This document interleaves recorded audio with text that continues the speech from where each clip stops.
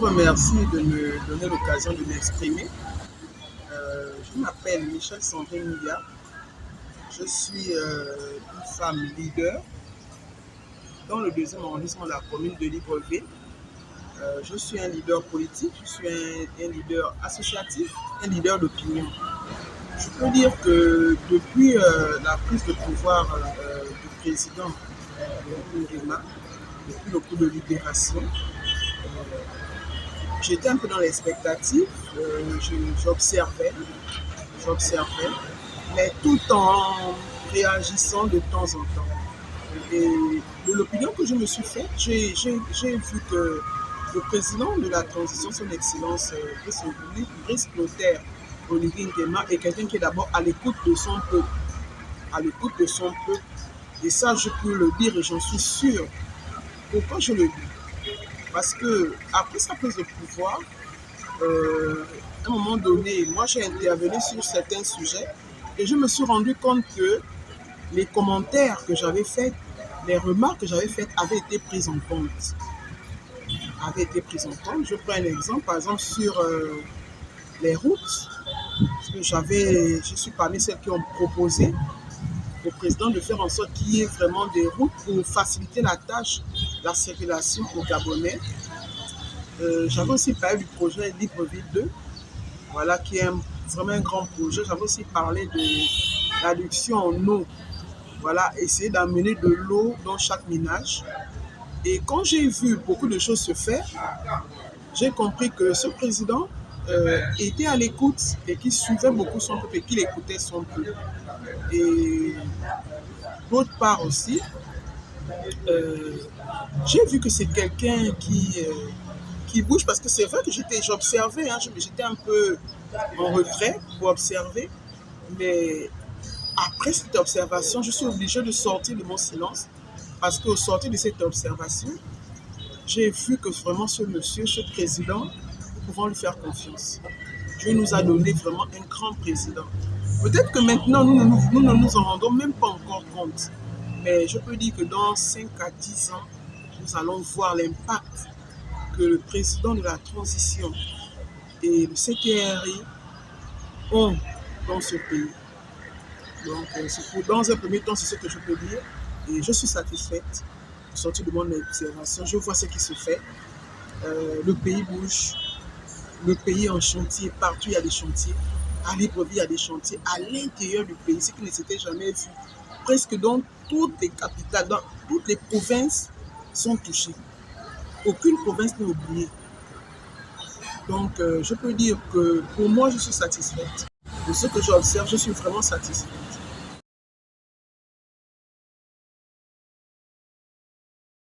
Déjà, moi, il y a un mot que m'inspire ce discours vraiment novateur, c'est le mot sincérité. Parce que quand je regarde notre président, c'est quelqu'un de sincère. Il dit ce qu'il peut faire et il connaît les réalités, il connaît les difficultés. Voilà. Donc c'est un peu ça. J'ai trouvé que son discours était sincère et que c'était comme un discours même familial. C'est-à-dire c'était pas vraiment un discours technocrate ou ceci, mais c'était vraiment un discours parlant. Et moi, j'étais vraiment en communion avec ce discours. Et ce que j'ai retenu, c'est qu'il a touché la majeure partie des couches de la population, en commençant par les jeunes. Il a parlé du chômage des jeunes et il a demandé aux jeunes de se lever, de prendre en main l'économie de notre pays, d'assaillir tous les secteurs. Et vous savez, on dit, même dans la parole de Dieu, on dit au commencement était la parole. Et la parole est très importante.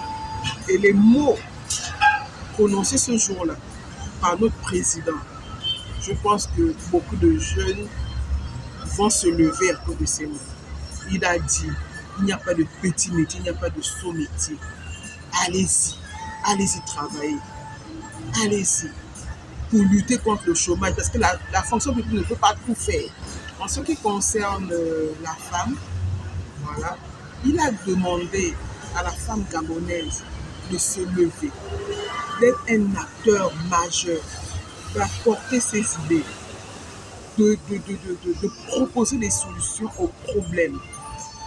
Pourquoi?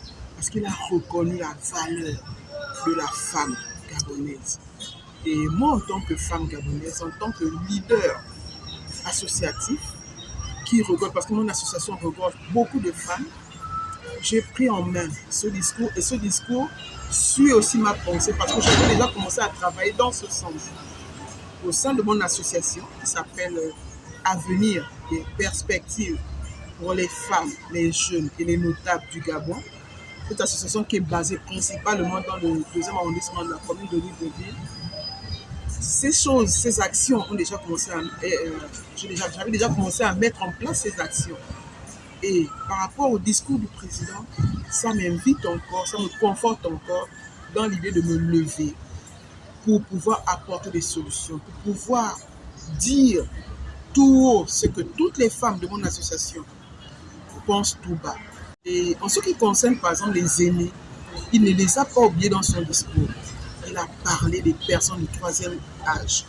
Il a parlé parce que ces gens-là, tous autant que nous sommes aujourd'hui, nous sommes actifs, mais n'oublions pas que dans bientôt, peut-être dans plusieurs années, nous allons aussi faire partie de cette tranche d'âge. Et si nous ne pensons pas déjà à des solutions pour eux, quand nous allons arriver, nous allons connaître les mêmes problèmes. Il a parlé d'un fonds pour soutenir les pensions de retraite. Voilà. Il a parlé d'apporter des solutions sur le plan sanitaire, de faciliter certaines choses pour le bien-être de cette tranche-là des personnes âgées, du 3e âge. Et vraiment, il a parlé aussi de l'éducation. Et déjà, nous-mêmes, nous voyons ce qui se fait. Les écoles qui sont en train d'être rénovées, qui sont en train d'être agrandies. Nous avons des écoles modernes qui sont en train d'être faites dans ce pays. Nous en sommes fiers. Les enfants au Gabon vont apprendre comme s'ils étaient aussi dans les meilleurs pays du monde, dans les meilleures conditions. Tout est en train d'être fait.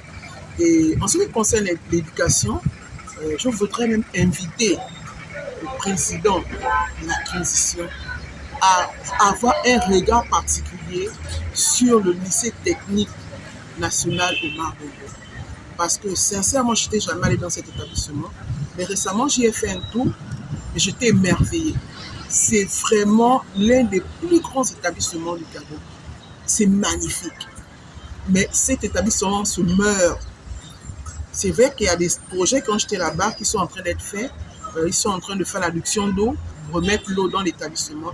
Mais j'invite vraiment le président à vraiment porter un accent particulier sur cet établissement qui forme des techniciens dans le Gabon a besoin. Discours révélateur. C'est un discours, je peux même dire transitionnel. C'est un discours qui est un pont entre toutes les générations et entre toutes les couches de la population gabonaise. Tout le monde se retrouve dans ce discours. Personne n'a été oublié.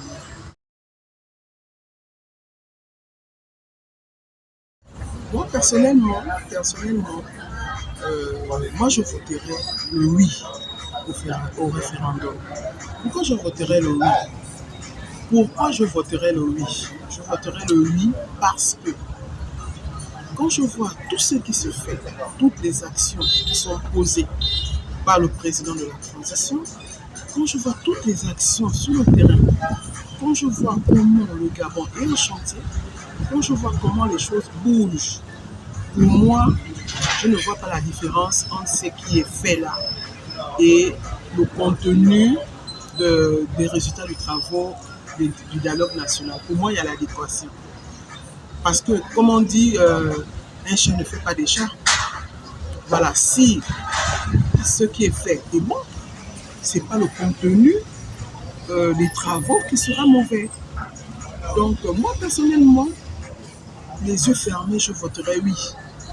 Pourquoi? Parce que je vois ce que le président est en train de faire, ce que le président de la transition est en train de faire sur le terrain, ce que le CTRI fait sur le terrain, le Gabon en chantier.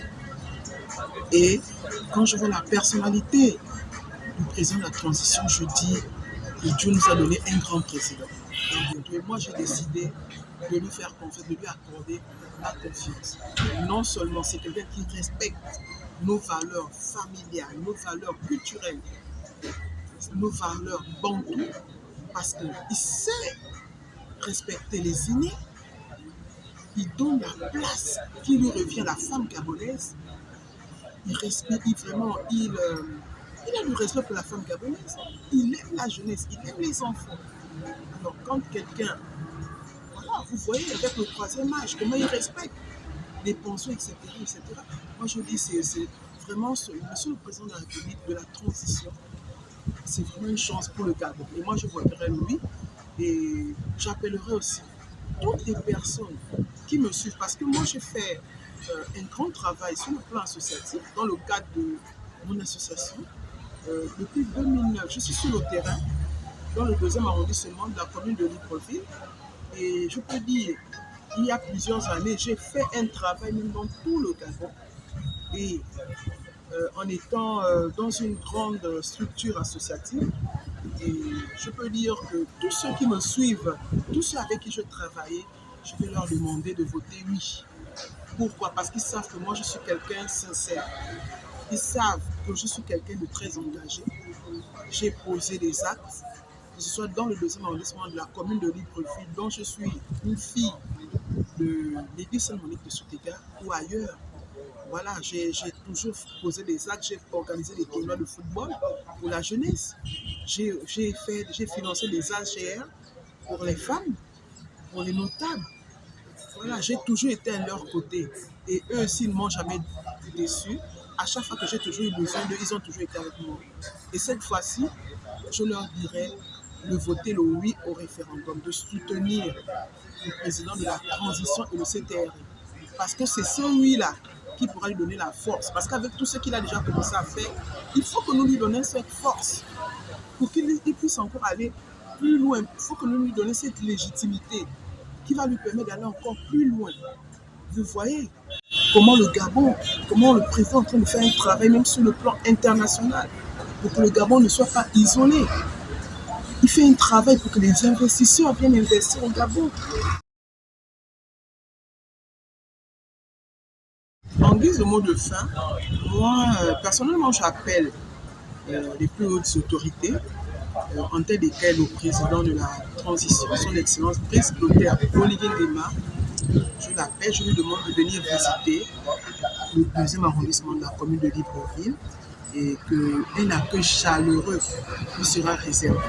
Nous avons besoin de le voir dans le 2e arrondissement et de dire que les populations, il y a des dates importantes qui sont en train d'arriver. Il y a la rentrée scolaire qui arrive. Il y a des femmes aussi cultivatrices dans le 2e arrondissement, des femmes de mon association et d'autres femmes aussi qui font dans l'agriculture. Il y a des jeunes qui ont des activités. Il y a, en tout cas, toutes les populations. Il y a des dates importantes qui arrivent. La rentrée arrive. Il faudrait que moi, j'aimerais être accompagnée pour pouvoir continuer à faire ce que j'ai toujours fait. Tout le monde aime le président, mais il faut que cet amour se traduise aussi par des actes concrets. Et l'acte concret qui arrive bientôt, c'est le référendum. Il faut que cet amour-là se traduise par un oui massif dans le 2e arrondissement de la commune de Libreville et dans tout le Gabon. Et pour cela, il faudrait que mon association, qui s'appelle Avenir et Perspectives pour les femmes, les jeunes et les notables du Gabon, soit accompagnée. La rentrée scolaire arrive, les enfants ont besoin de fournitures pour soutenir les parents. Il faut les AGR, il faut aider les femmes, il faut aider les jeunes, il faut aider les notables pour accompagner tout le monde. Mais je peux lui dire, parce que le 2e arrondissement de la commune de Libreville est un creuset. Il y a une forte densité humaine qui vit dans le 2e arrondissement et qui sont inscrits dans les différents centres d'enrôlement. Et il faudrait que cet amour se traduise. Quand on aime quelqu'un, ce n'est pas seulement par les paroles, il faut que ce soit aussi dans les actes. C'est ça mon mot de fin. Et j'aimerais être soutenue et accompagnée pour pouvoir traduire tout cet amour-là dans les actes. Et là, nous promettons un oui massif dans le deuxième arrondissement de la commune de Libreville